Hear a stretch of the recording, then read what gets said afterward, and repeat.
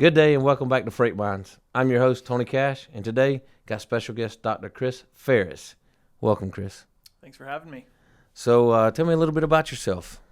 So I am a assistant professor of supply chain management at Georgia Southern University. Been there for about 3 years now. Prior to that, I got my training at Iowa State University. So learning the supply chain management field has been very rewarding for me. The research I focus on is primarily related to retail, especially returns management, the way we return things, also some last mile logistics. So essentially that consumer-facing side of the supply chain. Okay. So you're talking about retail and returns and whatnot. Reverse logistics is a big part of your study, correct? Absolutely. So for those that don't know, when you say reverse logistics, could you explain that for us? Sure. We often think about the supply chain as getting stuff to us.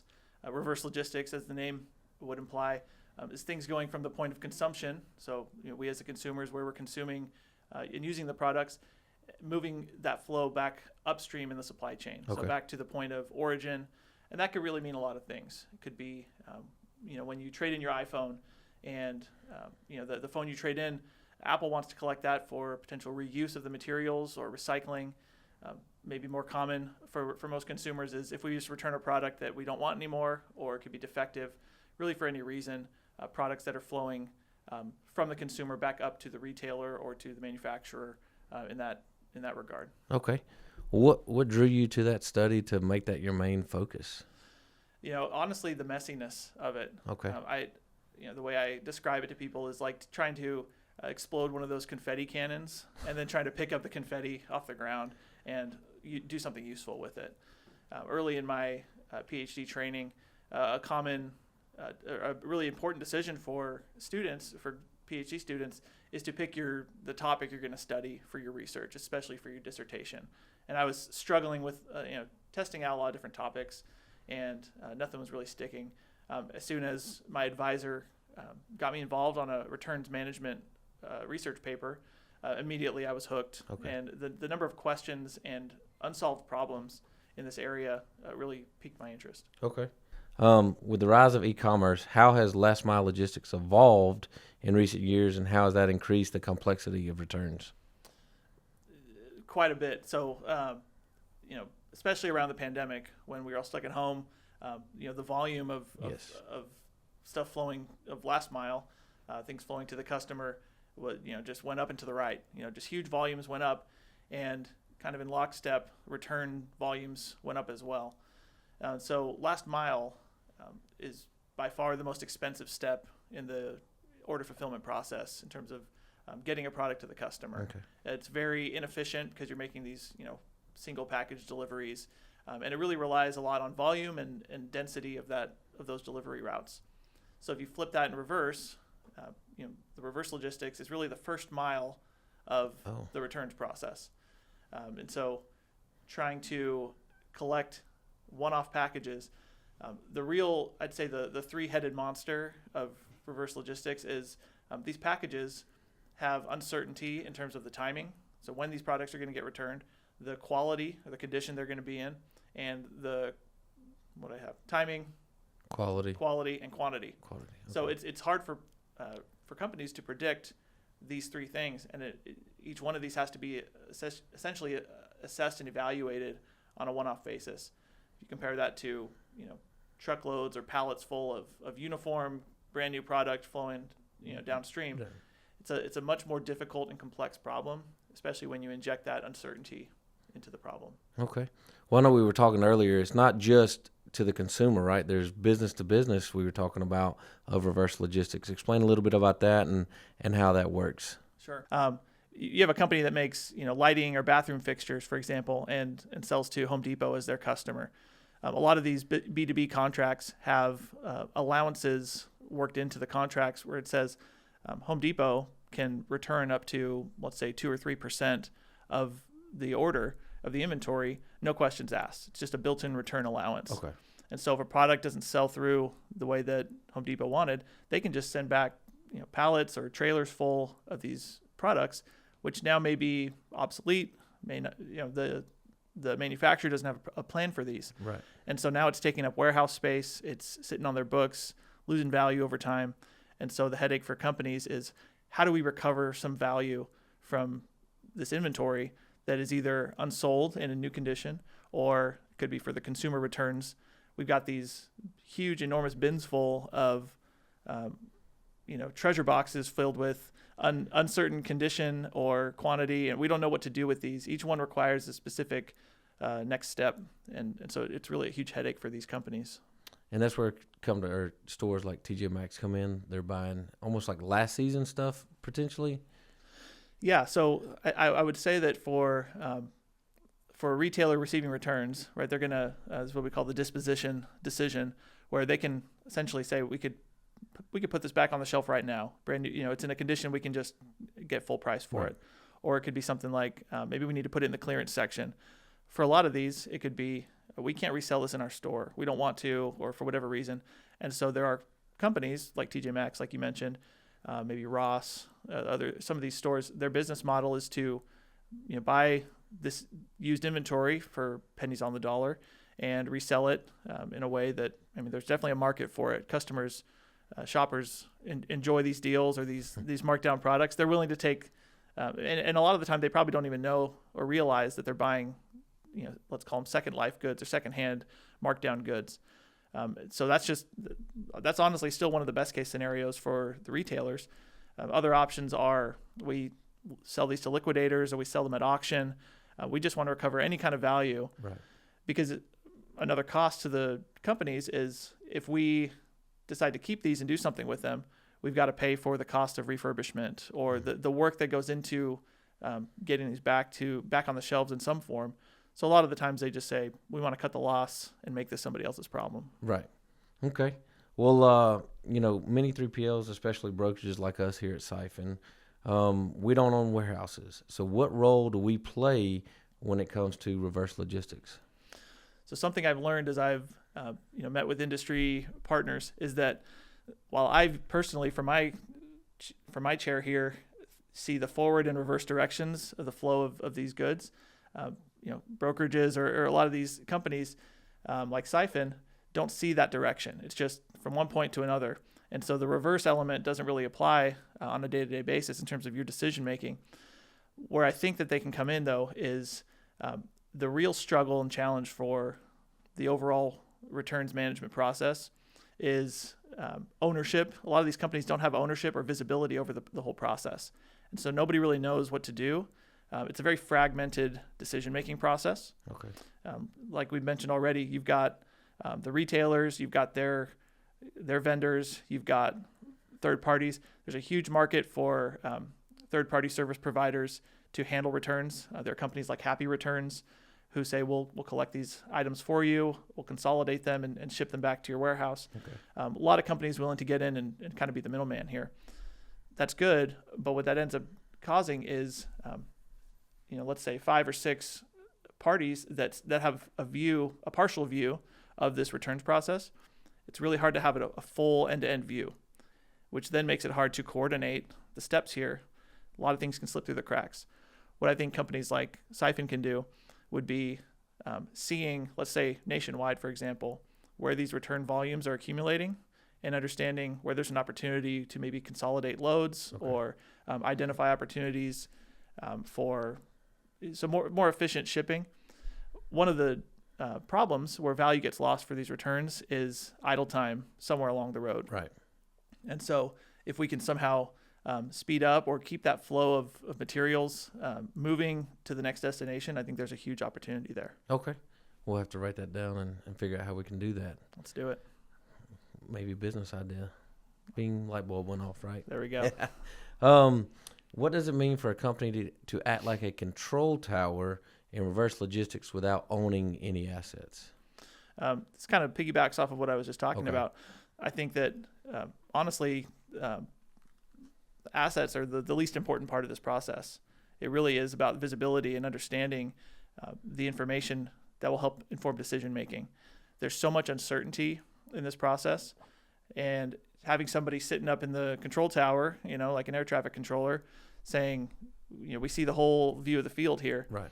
I think there's a great opportunity to help these different partners, the multiple players, work together in a way that can orchestrate more efficient processing or identify opportunities to help kind of alleviate some of the headaches that come from the overall reverse logistics process. Okay. I want to pivot a little bit because I Sure. know that you're in kind of like a mentorship partnership with us here at Siphon. Yeah, This is your second time up here, is that correct? it is. Yep. You got to spend the first day with me, which was awesome, right? Yeah, second day is a little bit better so far. Aw. But let's talk about how, that's going to benefit not only you, but hopefully the students down the road, because we're really trying to close the gap from what they learn in academics and then real world productivity, right? There's always a gap, and we're trying to narrow that. How have you seen that so far, and do you think we can close it even further? I think there's an enormous opportunity here. That's one of the reasons that I am so excited to be participating in this partnership. I think that our students have a lot of enthusiasm about the field, and they have a lot of desire to contribute immediately. And I think that, as maybe many of us have experienced as we enter the real world, moving from school to the real world, there's a harsh dose of reality, and there's a learning curve there, Right. in terms of how does what I learned in this laboratory of the university, how does that translate to the real world? And a lot of times there are let's say making decisions under uncertainty, or without all the information. It's not a nice clean cut word problem for you to solve Right. in the real world. So what I'm looking to do is first of all hear the thoughts of what Siphon is seeing in terms of maybe what Siphon would like incoming new hires to know, so they can hit the ground rolling. And also I'm looking at what can I take back to the classroom. Maybe what kind of simulated exercises or role-playing exercises can I do to train our students to maybe work under ambiguity, or I just earlier this morning was meeting with some of the division managers upstairs, and they were talking about the need for time management and how to prioritize multiple things at once, and kind of triage what's the most important thing I need to work on first. Right. What's the problem that needs to get solved first, and then the next one and the next one. And I was sitting there thinking, that's something that I need to put our students in a 60-minute pressure cooker and say, go, solve the problems and let's see what happens. They need to experience that. So when they let's say arrive at Siphon on day one, they say, I felt this before. I know what I need to do a little bit. Right. So I think there's a huge opportunity to kind of bridge or narrow that gap between industry and academia. Yeah, I like that. And I hadn't thought about it. I'm thinking of closing the gap, going to academia, but also looking for what we're wanting coming out of college as well, the hires. So that's a good point I hadn't even considered yet. So how is it possible, or is it feasible, to match outbound and inbound when it comes to reverse logistics? I know you mentioned earlier you never know when it's going to come back, how much it comes back, and in what condition it comes in. So is it possible? Do larger companies have visibility in that, or they just make an educated guess? I hope it's feasible. In my current position, maybe knowing as much as I know about the reverse side, it's a big challenge. Right. Thinking from the characteristics of each direction, like I mentioned before, the uniformity of, let's call it forward logistics, it helps a lot with predictability. You might have lanes that are very regular and routine, similar loads every week, or destinations, and that doesn't exist with reverse logistics. What you typically have is, if you really want to take it, you've got households everywhere with returns. If you want to consolidate that a little bit, it might be drop-off points, which is still in the tens of thousands. UPS Right. store, or Staples or Kohl's or something like that. And what these end up wanting to, what these the flow ends up becoming gradually consolidating into, let's say that there's no shipment, there's no load needed until a certain volume is reached, and it triggers a pickup. So, okay, now we have enough volume where we need to ship this back to one of the 3 or 4 distribution centers nationwide. It's a sorting facility. We're going to process these returns, and so the timing of when we need these shipments is very unpredictable for the most part. And so, in terms of integrating outbound and inbound, it can be challenging. But maybe these brokerages can help in terms of identifying or keeping an eye on. Hey, we noticed that in terms of coordinating. I think that Siphon, for example, could look at, okay, if we are constantly shipping from, I don't know, Chicago to Austin, regularly, maybe they identify an opportunity that, every few weeks or however long there becomes a load that needs to come back in the opposite direction to maybe take advantage of some backhaul opportunities or something like that to, it becomes a matter of probably not planning for regularity, but more for we need to plan in a way that we are ready for when the opportunity arises for a load, and we need to be ready to act on it quickly. And I think that's probably the best you're going to get in terms of you can't schedule it in a way that is super efficient, but it's more like kind of sitting and waiting and being ready to pounce when an opportunity for a return shipment arises. Okay. The more I'm listening to you, reverse logistics it's obviously very complex because Yes. I'm sitting there, you got business to business, right? Like we used the example earlier, Home Depot, selling them, but you have the consumers that, if I buy something from Home Depot, I go return it. Well, sometimes it goes back on the shelf, sometimes it doesn't. And then it seems like it's a really messy world at times. Immensely. That messy doesn't even do it justice. It's a complete circus. It feels like sometimes. What we would love is if we knew why every product is getting returned, Right? because then we could address the problem. What adds to this problem is in terms of information, it's kind of the garbage in, garbage out principle here, where we would love if customers could give us an accurate reason why they returned the product every time.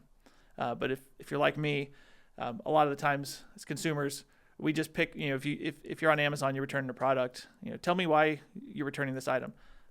I don't care that much how much Amazon knows about me. I'll just probably pick the first option. You pick the first option's the default, or maybe there's a reason that maybe somebody they bought an outfit for a wedding and then they planned on just returning it right after the wedding, and they don't want to tell the retailer that, Right. So they say something like it didn't fit or it was the wrong size, something like that.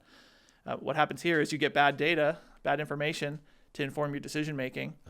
And I think as one company we talked to in the past said, you start chasing ghosts, where you start trying to solve problems that aren't actually the problem. Okay. Because customers aren't giving you accurate or valid information, which just contributes to the messiness here in terms of how do we even solve a problem if we don't know what the actual problem is. Okay. What companies would like to do is there's a term called return avoidance, which instead of, the best return is no return at all. Right. We'd love to convince the customers not to return the item, somehow set them up for success to reduce the number of returns in the first place. If that's not going to happen, then at the very least, we'd like to be able to manage these operationally in a way that's slightly more efficient or helpful for us. How much would you say that these companies spend on looking at returns? Is it a lot more than we think? Yes, absolutely. The numbers are staggering on the cost of a return. I'd like to say, I'm trying to think, maybe 30 to 40% of the item's value for processing a return. If you think about the very back of the napkin math here for a return, if I'm a retailer, if I sell an item and it never gets returned, I pocket that sales revenue minus the delivery cost for the forward fulfillment. If that item gets returned, now I have zero revenue because I refund the customer. I already paid for the forward freight. Now I'm paying for the return freight most of the time, plus any additional costs after that point of reprocessing the item, refurbishing it, anything like that. So it just becomes this giant net loss unless I can resell it for some value in the future. And so companies are constantly weighing and they have to do this on an item by item basis due to the condition and the opportunities for these products. How much can we resell this for? And you just think, in terms of the return volume, I'm trying to think of the most recent numbers. It was either this year or last year. The total dollar value of returns in the U.S. was $890 billion. Billion. With a B. Okay. Yeah. So, and it's been, $700-800 billion for basically since the pandemic. And I don't think that's going down very much anytime soon. because we as customers have just become accustomed to being able to return things when we want. Right. Companies in this arms race for our business said, free returns, very lenient return policies. Yes. And just in the last year or two, as the volume of returns has increased the pain that these retailers are feeling, only now have we started to see some companies starting to blink a little bit and say, we are going to charge you for these types of returns, or we are going to ask you to pay the return freight, or things like that. They're afraid that the customers are going to go shop somewhere else. But I think we're starting to see more and more companies start to finally get a little, brave enough to challenge the customer on that, because it is becoming a problem. I mean, it makes sense. It's obviously, like you said, a return, you're losing money to start with, because you got to refund the money and whatnot. So I'm curious, are they building that cost into the front end as well? We talk about inflation's a big deal right now with the economy and everything, and I wonder if that's part of the pricing model. Do they include that in the pricing of a product going out if they're anticipating a return? I think absolutely. I think which effectively punishes customers who don't return things, exactly, and subsidizes the customers who are habitual returners. I think returns. I think a lot of people, for lack of a better term, see them as a victimless crime. They think, I'm just going to return this and no big deal, right? But it ends up, just as you said, it has cost implications, which then get passed on to the customer, regardless of if they returned it or not. There's the material waste. There are, do a quick Google search and you'll see places I think there's somewhere out in the desert in Chile, there's literal mountains of landfill goods, of returned goods. There are places in Africa where I've been told, they call the clothing and stuff that essentially doesn't get sold in the U.S. gets shipped in mass to these other parts of the world. I think they call them dead white man's clothes. Wow. They buy them at the flea markets and stuff because they just know they come from, large consuming parts of the world, and then it's just so wasteful. And so there are a lot of impacts to returns that the average consumer just doesn't see. Yeah, I never would even thought about the environmental impacts that are coming with it. It's enormous. There is a large push lately, thankfully, to this idea of a circular economy or circular supply chain, which is the idea that instead of essentially throwing used items or end-of-life products in the trash, how can we build those in terms of material or a second use for these, in terms of more than one life for these products or these materials, which is meant to address the cost as well as the environmental footprint of the amount of products that we consume. Yeah, that makes sense because, we always know in like World Series, NFL championships, both teams have shirts, We were just talking a minute ago about me being a San Francisco Giants fan. Back in 2002, this is when the Giants had Barry Bonds. They were about 5 outs away from winning the World Series. They blew the lead, then they lost in Game 7. My friend's dad sold T-shirts, and so for the next couple of years, I wore a T-shirt around saying "San Francisco Giants 2002 World Champions" for this exact reason. Right? These things get made just in case, and then what do we do with them? We just throw them off. Think somebody else will wear them. Yeah. Did anybody call you out for, hey, y'all didn't actually win the World Series? I mean, I lived near San Francisco, so I think most people were patting me on the back or sharing a tear with me. Sharing, I can get that. Yeah. Looking ahead, what should companies do now to build a more efficient return? I think that the main goal is to provide some sort of strategy in general. A surprisingly high number of companies just don't have a plan for dealing with returns. I think the historical norm has been to think of them as an afterthought or a necessary evil. And, I've seen pictures of, a warehouse where the returns are basically, I think I've heard the term wall of shame be thrown around. It's basically just this corner of the warehouse that's just piling up with stuff, and we'll get around to it when we get around to it. When we've done the other stuff, this will be what we do. And now, as these volumes grow so much, companies just don't have a plan. We've asked the question before to companies, who owns the returns process at your company? Sales points to logistics, and logistics point to marketing, and nobody knows whose job it is. There's really no oversight. We're starting to see that change a little bit with, supply chain executives starting to take ownership. But the successful companies have a strategy. They have a goal and a mission for how they want to handle these returns, and they orchestrate that in an effective way. And so companies that don't have this kind of plan are constantly reacting instead of being proactive to returns. Some companies are even looking at how do we turn returns into a revenue center instead of a cost center.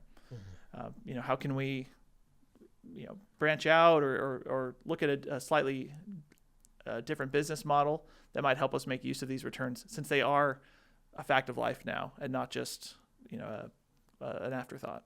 Yep, absolutely. Yeah. Well, Chris, is there anything else you'd like to share when it comes to it? Because consumers out there, I'm one of those. My wife, we return stuff all the time, and again, like you said, hadn't thought about the back end part of it when it happens. So maybe the takeaway is if we all return a little bit less, we might not have to pay as much for these products, right? That they might be able to bring that price down a little bit because we wouldn't be costing these companies so much. I think it's an uphill battle trying to tell consumers, buy less stuff or return less stuff. That's a hard behavior to change.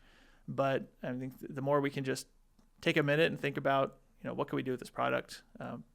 Do I need this product? Can make a big impact on our economy, environment, on our lifestyle. And so it's an underappreciated or under studied area, and I think it's a lot of awareness that needs to be built around it. I get it. Well, I really appreciate you coming in and sharing everything about reverse logistics. Appreciate the opportunity. A lot of people don't understand it, like you don't know anything about it, and hopefully after this, they will think twice sometimes. But then also when you're going to return, figure out what does this all mean for the companies and on the back end. I think the next time you walk into a store or go shopping somewhere and you think about the impact of returns or reverse logistics, you'll see a lot more clues around the store even than you might have before. I think it'll really open your eyes to the role that it plays, the impact it has on businesses as a whole. Absolutely. We do appreciate it.